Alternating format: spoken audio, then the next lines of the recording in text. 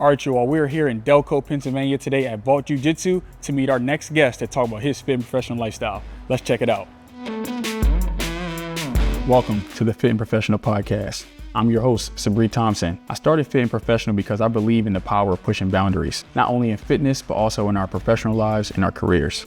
After a successful college basketball career, I found myself at a crossroads, struggling to find my purpose outside of sports. That transition was very tough, and it led me down a journey to redefine what success and fulfillment truly meant to me. Through this journey, I discovered my passion for inspiring others and helping people unlock their full potential in both their physical and their professional lives. In each episode, I will sit down with guests who have embodied what it means to be fit and professional, who incorporate it into their everyday lifestyles, from athletes to entrepreneurs and beyond. Together, we'll dive into their stories, explore their journeys, and uncover what drives them to achieve greatness in both mind and body. My goal with this platform is simple: to inspire you to take action, set bigger goals, and believe that you too can lead a life that's both fulfilling and impactful. So get ready to be motivated, challenged, and empowered to become the best version of yourself. This is the Fit and Professional Podcast. Let's dive in. Today, I'm honored to be here with a guest of mine, someone that I've known for a while. He's a real estate broker, jiu-jitsu brown belt. Yep, brown belt. John Lyons, how you feeling, man? Good, man, good. Welcome to the show. Thanks, bro. Thanks for having me here. Yeah, of course, Definitely. man. Yeah, so I love the gym, man. So tell me a little bit about Vault. Yeah, so I started training here at the Vault about 4 years ago. Matt Kelly, him and his wife Sabrina owned the spot. They were building it during COVID, so opened up that summer, and I joined a couple months later. Actually, reached out to Matt on Instagram, saw what he was building, saw it was different, and I just knew I wanted to be a part of it. So came here and been here ever since. Okay. Where did your jiu-jitsu journey begin? Like, when did you get into it? Yeah, about 10 years ago, I started training at a small gym called Predator MMA in Newcastle in Delaware, and then here the Vault's in Morton, PA, so a little bit of a commute for me. But it's at Predator, it was a small gym, good group of guys, and my twin brother and I really, that was where we first really found martial arts and got into our journey. And my brother and our good friend Taylor Pierce kind of, went hard down the MMA route, and I just stuck with jiu-jitsu and just loved the grappling aspect of, the art. Yeah. So in MMA, you've done other aspects as well before picking this? Yep, I've done a little bit of, Muay Thai, obviously some, striking, just MMA, just little stuff here and there, but never really enjoyed getting hit in my face too much, or getting kicked in my legs. So, really just fell in love with, the art of grappling and just, wrestling, doing jiu-jitsu on the ground. And, in our world in real estate, from a self-defense aspect, it never hurts to know a couple things, never know what you're walking into when showing a house. Yeah, we definitely encounter some different individuals sometimes, some people that we may not be comfortable with going into basements and stuff. So I definitely can see how you never know, man. So hopefully we never encounter anything like that. But I've dabbled into, Muay Thai, as I mentioned. We talked before. Boxing is probably my favorite thing to do, just from my favorite thing to watch. So it was just naturally something to train that I like to do. And I still train on my own a lot. I don't go to a gym anymore just due to like time purposes. But I'll say just even practicing all the different aspects of like martial arts and things, the discipline aspect is one thing I could see that carry over into every aspect of my life. What can you say about that? Yeah, life's hard, so I think it's important to, do hard things. And, I think jiu-jitsu is one of the hardest things I've done in my life. And it makes other aspects of life easier when, you're stepping into a fight willingly, every day. And when life throws things at you, you're blindsided with stuff. It just, puts a little more dog in you to get through it. Yeah, no, that's definitely a fact. And that's kind of like the whole Fit Professional brand, like our mantras, like embrace the journey, empower the soul. And that's why I think fitness goes so hand in hand with like professional business, whatever you in, like real estate, 9 to 5, no matter what it is. Cause like putting yourself through that stuff willingly, especially in real estate, we never know what like the day is going to bring. But if you can if you already like have a hard morning, pushing yourself to work out, it's like, all right, the next day is just gonna be a breeze. When I wake up at 5 a.m. and I'm getting choked at 6:30 in the morning, nothing's gonna be harder than that for the rest of my day. So it definitely just keeps me in line, and it's my favorite thing to do. Yeah, no, that's dope, man. So you just mentioned a little bit your morning routine. Like, what's your normal day look like? Incorporating this with your business. Yep. So some mornings I train, some mornings I get up, train jiu-jitsu, some mornings I don't. But as far as a morning routine, I stay pretty consistent with what I do when I'm at home. I get outside early on in my day. I try to read. I journal every morning. So really, and just, prep for my day. The mornings that I do jiu-jitsu, I think I probably have a day that's 5 times, greater than a day where I don't train. I think it just, gets me fired up and going and really pushing through my day, and just nothing is hard when you train first thing, Yeah, no, I can totally attest to that, man. Those days when you don't train, you just feel like you're just dragging. I'm a firm believer, like winning that morning, like it wins the day. My morning routine, whether it's making my bed, well, it actually starts the night before, I would say, like having my clothes out for the gym, having my clothes ready for, the work day and things like that. I don't know, it just goes hand in hand. And when I don't train, like for me, I do different things. So like running has been something new that I've been getting into, just trying different like endurance like type of things. And next year I'm going to, go for like a triathlon. So I'm kind of like just getting into that type of stuff. But no matter what it is, if I don't do it and like I go into work, when I'm on the phone, I feel sluggish. I definitely feel that carryover.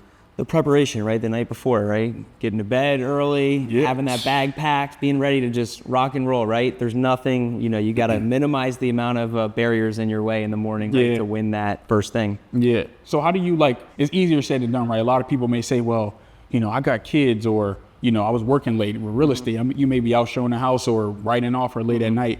How do you kind of stay disciplined or stick to your schedule? Like what's some things that you do? Really, I try to be present in the moment, and I think that, there's always going to be distractions, a lot of things coming on. But if I say I'm going to, train this day and this time, I'm going to train that day and that time, and sticking to that is just what I do. I find, it can be tough sometimes, life does get busy, and I think that we can always find an excuse, but, at the end of the day, dreams don't like excuses. So I'm just going to, go get after what I want, Yeah, dreams don't like excuses. I'm doing that.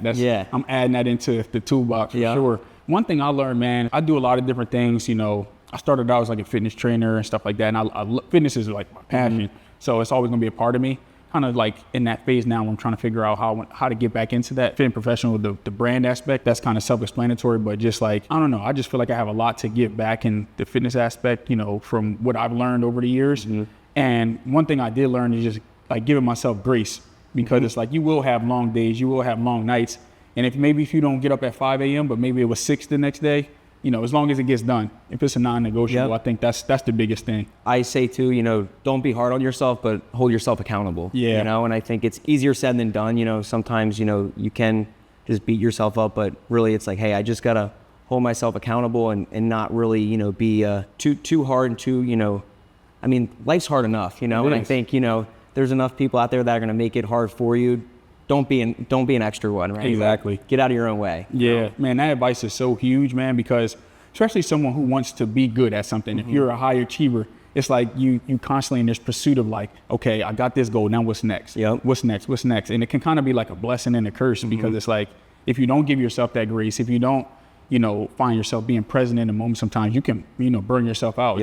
I've been there many times. Have you ever experienced that? 1000%. I mean, I've been training jiu-jitsu now 10 years, and I've experienced all different levels of burnout, physically, mentally, emotionally, and, it's real, so you got to take the rest days. You got to, take the time off, it's not, it's going to be okay. It's going to be okay. You'll be there.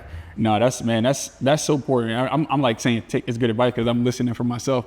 Because I'm one of, like you said, my biggest critic, you know what I mean? It's hard for me to sit down and relax. And when things are slow, like we were talking about before we started, like real estate, the seasonality, it's like, man, I'm not on as many appointments right now.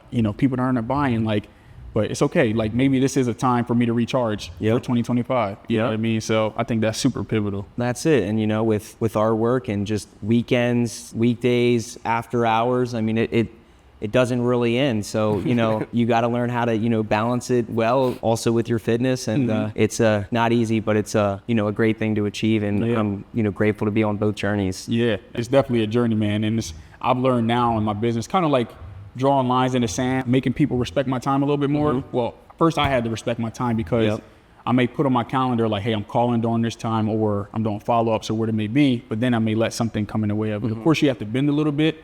But I think what has helped me this year is basically setting an end time. You know what I mean? Letting my clients know up front, I work these hours. Of course, you make exceptions and things like that. But I thought I was kind of scared to do that at first. They would find somebody that's hey, I work 24 hours, but that's not realistic, you know? And I felt myself being on the phone at midnight and things like that. And it's just like, now it spills over to the next day. Now I'm not getting up early to work out. Now it's a trickle effect. So I think drawing that line in the sand has helped me a lot, business-wise, for sure. Yeah, you definitely got to be able to say no, right? Yes. And just set good expectations with yourself and everyone around you, you know, and clients, you're dealing with all different personality types and different work schedules they're on in life. So, you know, you really got to find that perfect balance too that works for you and your life schedule. So, you know, I definitely set those expectations. I'm way more clear about that up front with my clients. It just helps save the burnout. Like you said, you're just behind that next day. You're up late working on it, and then you start feeling like you didn't get your morning routine in. You're just behind, you know? And it's like, I'm all about that, you know, taking my time off, letting clients know, hey, I don't do appointments on Sundays, you know, and that's something that, you know, in 2024 that, you know, I've implemented, and, you know, it's been great for me. And, you know, at 8 o'clock, my phone goes on do not disturb, and nobody's getting a response until the next day. You know? So, and people respect the crap out of it. You know, they understand, hey, I'm working, you know, more than the average person is anyway. And if I'm gonna give you the best service, I can't be there 90 hours a week for you. So especially, and you have other clients too. It's just like, I was listening to something and somebody was talking about, I think it might have been a Tom Ferry podcast or something, like one of his guests, and basically like, hey, like, you can't just call your lawyer or your doctor just at any time. You have to schedule an appointment. Right. And when I looked at it like that, like, you know, a lot of people have, you know, a perception about real estate agents, but I look at myself as we're a very important profession, like helping people with like some of the biggest purchases and sales that they'll do in their life. You know what I mean? So if I want them to respect me as that, I have to, you know, set that boundary and everything like that. And I think it was tough for me because I came from a 9-to-5 situation. Were you always in real estate? I was always in real estate. So the complete opposite. I never knew what a weekend was. See, okay, so so it's different. So for me, being in the 9-to-5 space, Saturday and Sunday was always off. Right. So when I was juggling, I was working my 9-to-5 and on real estate for the first 3 years. It was just all grind because my weekends were the only free time I had. Right. So when I went full time, I was still in that 7-day cycle. And I was just like, yo,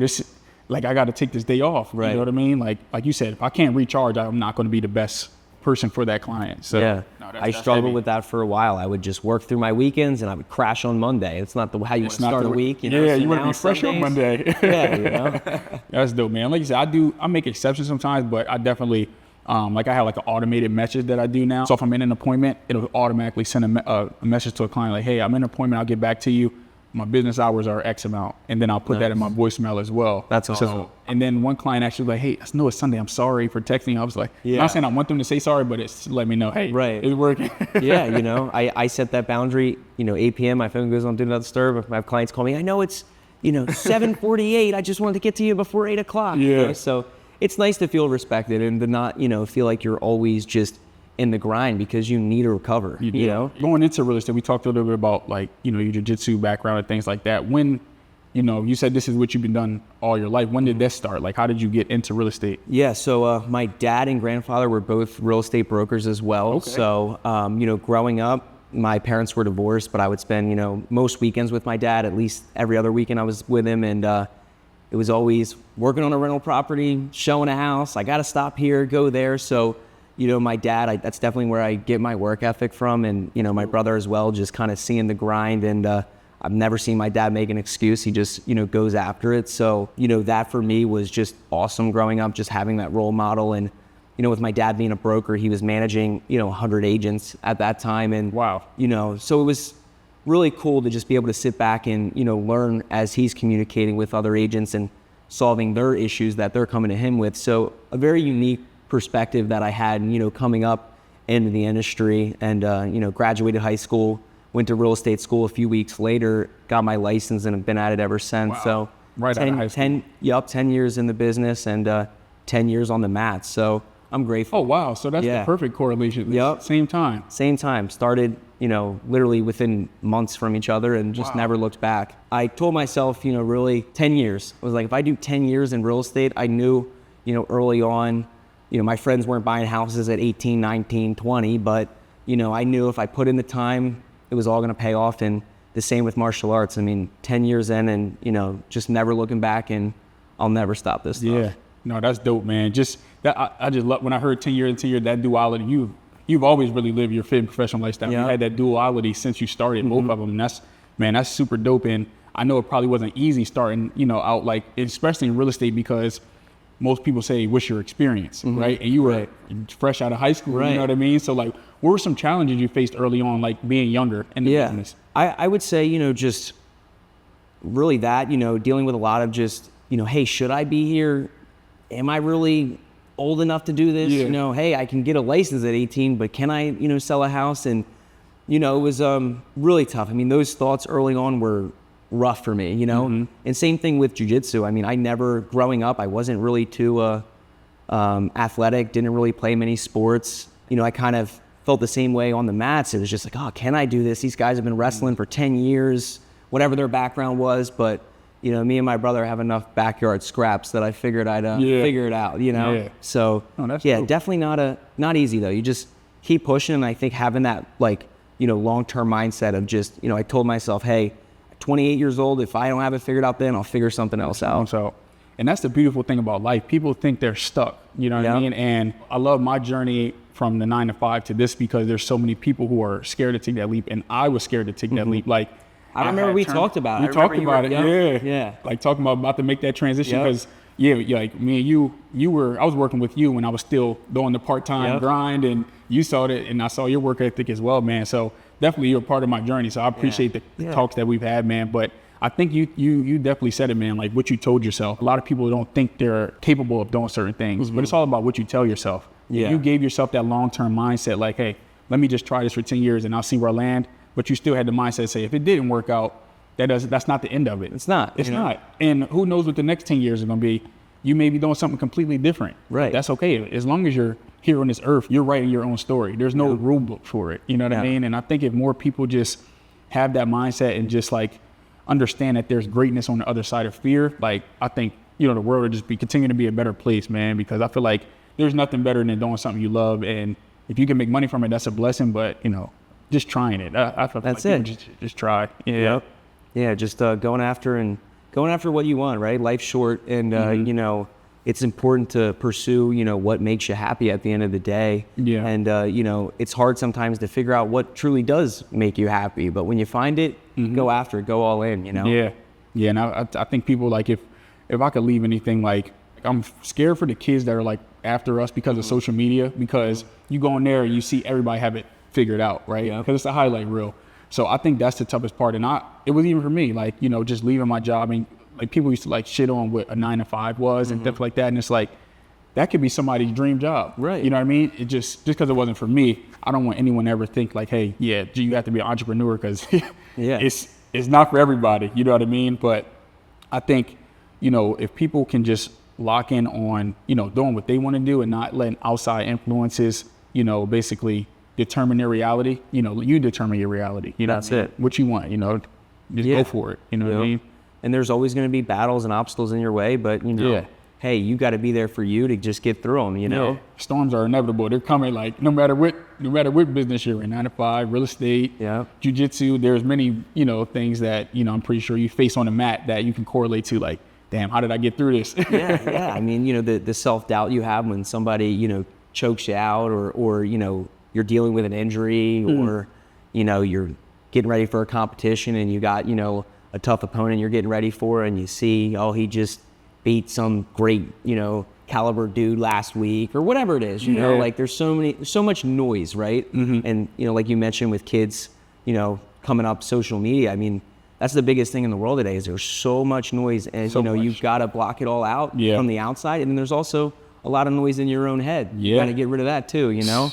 That's the biggest, at least, the biggest noise in your head, man. And just having that belief, like you said, imagine if back then when you first started out, you were just like, man, I'm too young for this. I'm just going to stop. Let me go to college, or let me just try something else. You know what I mean? That would have stopped you from being where you are today. You're doing very well. Got your own team, real estate broker, like, and you're young still. You know what I mean? So that's super dope, man. That's motivational. Still early in it. It's still early in it. Yeah, man. Do you have any like turn back moments? So for me, I talked about it on a previous when I was doing my marathon prep, I talked about my turn back moment. So like a year after I went full time is when they first announced the new rule change that we're kind of living now. And it's kind of like people aren't talking about it. But like during that time, like that was when they first talked about it. It's like, hey, buyer agents aren't getting paid. And mind you, I was all buyer, like probably like 90% buyer, 10% seller. And I had just left my job. And I'm like, yo, like what? what did I just do? I left a 6-figure job to do this government, da-da-da. And I remember I let that fear creep in and it controlled me for like 2 weeks, bro. Like I started applying for jobs. I actually got hired as a government contractor. Oh, wow. And I went back into the office, like literally like your orientation day. Nobody knows this except like my team and stuff like that. But like I literally accepted a job, really good money.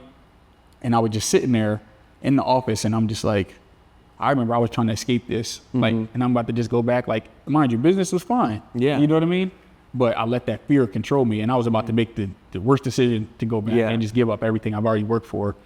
I left out. I didn't get my building badge. I drove home. You know what I mean? And that was my turn back moment. And then after that, I connected with Prince and I started my team. It's like, imagine if I wouldn't have done that. You know what I mean? It's crazy. And sometimes it's like, you deal with that fear. You pivot one direction and then it's, it rips you right back in the direction you needed to be in, but gives you that, that speed you needed to get up the hill. So, and that's how I like to look at, whenever anything, tough's coming at me is, something good's coming right after this. And, at the end of the day, there's always going to be battles. And I would say, I've definitely had some things get in my way. Growing up, obviously, my dad was a broker for Berkshire Hathaway. So I spent a lot of my career, there early on. And even making that change, I mean, I know you've had, some changes, through your time in real estate, but, that was very tough for me, growing up, being instilled, all these things from my dad. And then, sitting there like, okay, I need to make my moment now and,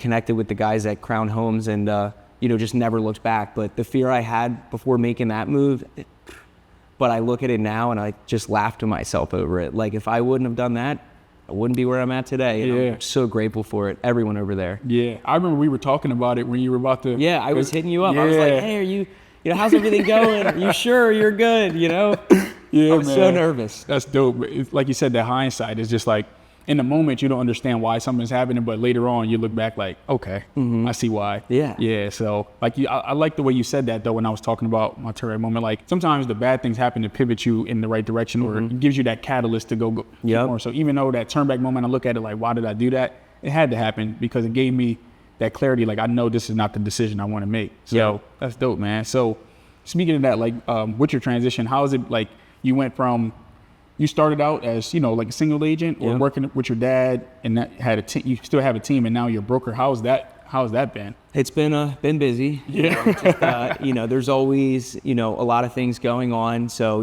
I've had a lot of this year I would call it growing pain, just, learning and just navigating through so much change and just being there. I mean, we're at a little over 130 agents right now at Crown Homes and, have my team and there's 5 of us, including me. So, between those 2 things and jiu-jitsu, I mean, and family, that's life, there's nothing really else going on, and, it's definitely had its challenges like, anything in life, right? But, it's been awesome just, being able to support everyone else on their journey and just see others win and just really everyone reaching their real estate goals, whether you're an agent or you're my client, I just love seeing people get to where they want to go. It's the best thing ever. Yeah, that's dope, man. I love it. We don't talk every day, but whenever we catch up or I see you winning, man, I love to see it, man. And keep up the great work. That's for sure. Man. Definitely, man. So I'm newer. So now I'm in the seat of being a team leader. Yeah. So what advice would you give me? Like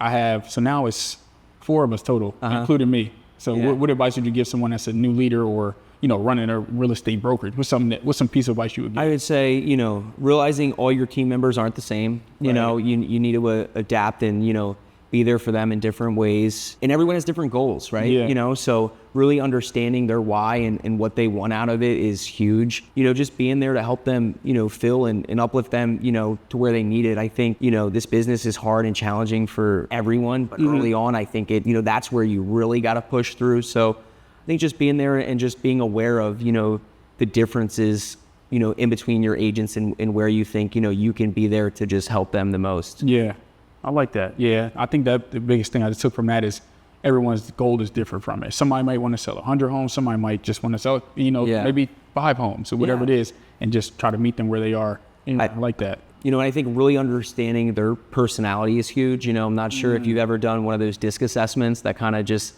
goes through the personality. Through your behavior. Yeah. That, my entire team's done it, and that has really helped us just knowing how to communicate with each other, and you know, just, and I'll send mine to you so you can check it out and kind of just see it. Yeah. But you know, that has been huge with, you know, hey, I don't communicate with any of my agents the same, and I kind of really try to use that to, you know, make sure that, you know, I'm making them feel heard, and you know, coming off and really understanding people's personalities, because in real estate we deal with all different types of personalities on the mats. Deal with all different types of personalities here, right? But being able to understand people, I mean, that is very, very important. Skill. That's a skill. And we're in the people business, right? Yep. That's dope, man. And definitely building relationships. So I appreciate that advice. Yeah. I'm gonna hit you up about that, because I've been doing, like, on our team meetings, trying to do different exercises, and we do like team outings and stuff to kind of build the camaraderie. But of course, like when I'm communicating one-on-one with everyone, it's different. So I'll definitely pick your brain offline for that, for sure. Cool. That's dope, man. So transitioning back into jiu-jitsu, what do you have going on now? Like, are you competing? What do you have going on? So had a little bit of a layoff, but finally getting back to competition in a couple weeks. Super excited. I'm going to be competing down at the Riverfront in Wilmington at Riverfront BJJ. They're putting on an event. I'll be grappling another brown belt. You know, We Defy Foundation runs it. You know, they're there supporting, you know, disabled veterans through jiu-jitsu and fitness. So it's a pretty cool, you know, very excited to be a part of it, and just, you know, have a match and do my thing out there. And, you know, anyone can come out and support. So, you know, if you could be there, it'd be awesome to see you. Yeah. Cool. But, so, you know, got an 8-minute match with another brown belt.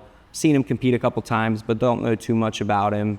I try to not really dive too deep into that with opponents, you know, and I think same thing in real estate. You know, hey, you could sit there and think about, oh, what's this client going to be like? Hey, you just need to be focused on you know, keep your head on straight and just go in there and do your thing, you know? So pumped, can't wait to just get back out there. It's like, I feel like I've been just building up, you know, a good year and a half of just dogging me. So I can't wait to let it out. Yeah, no, I can't wait to see it, man. That's dope, man. You said something too just now.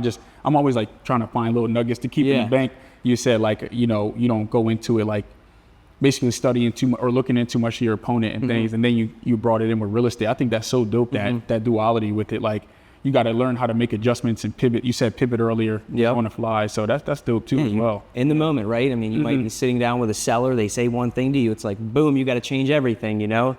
And I come out, that preparation. You know, guy starts, you know, doing something, and I wasn't. It's like, hey, you just got to adapt. You know, that's it. Trust your training, whether it's, you know, whatever it is, whether it's you on the mat or you know, real estate. You had millions of conversations, so you know how to do it. So yeah, man, that's dope, man. This has definitely been a dope combo, man. I definitely appreciate you having us here, man, and definitely we're interested to see, like, don't hurt me too much, but we want to kind of come into your world a little bit, maybe show us a little, like, basic, like, techniques and things like that. That'd be cool to do. Yeah, that'd be cool. All right, cool. We'll do it. So we're going to transition into that aspect of the show, man. John, thanks again, man. It's been a dope conversation. I'm trying to think how deep I want to get on my board right here. Okay. Do you think those rotations you could figure out? What you just did? Yeah. I don't know. We'll see. All right, let's go. Let's try it. So all right. We're going to start in this reverse De La Riva position here. Okay. And we're going to reach through and kind of open up, just to make your stance a little bigger. It'll help you support. So we're going to come through and we're going to grab our own shin. Okay. And we're going to push the other knee, and I'm going to windshield wiper this leg through. Okay. And as I get there, if you go down, I'm just going to kind of come up and take top position here. Okay. And that'll be a score for me. So when you take top position, that's a point. Yeah, so actually, you know, the sweep from, you know, going from bottom position to top position is going to score me 2 points. And then if I can get past your guard, which is just me getting past your legs here and do a side control position, I'm going to score here as well. Okay. If I can obtain a mount position where I'm here, I'm going to score even more. If I walk this up and then take your back, I'm going to score here as well, and then look, you know, for my finishes. Yep. So, you know, that's really kind of the objective of jiu-jitsu is, you know, getting to a better, more dominant position. Hey, I'm in bottom position. You may think that, you know, that's a bad position to be in, but, you know, with the ability of a guard to sweep, to come up on top, it's a great place to be. I love to be there. You know? Yeah. Okay. So how does it, so like sometimes when I see clips of stuff, like when I see people tapping, like, you guys are going until that happens, or do you stop like when you get a point? Yeah, no, we're stopping, you know, really at the timer going off or at a tap. So, you know, a tap will just end the match completely, or, you know, when the time runs out. So, you know, it's important to, in the gym to acknowledge a tap, or, sometimes you might feel a little light one or something. Some people just verbally say tap. It's never a bad idea. Or just tapping your foot on the mat, doesn't hurt either, right? That's the first thing you should learn in jiu-jitsu is how to tap. How to tap. So you don't hurt yourself. Yeah, so you don't hurt yourself. Yeah. Hey, your arm gets extended, just tap, they'll let go.